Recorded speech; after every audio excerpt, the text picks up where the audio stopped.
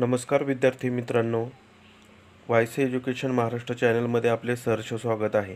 आज आपण द्वितीय सत्र परीक्षा 2024 इयत्ता 8वी विषय गणित प्रश्नपत्रिका पाहणार आहोत। ही प्रश्नपत्रिका एकूण 50 गुणांची आहे। शेवटपर्यंत पहा।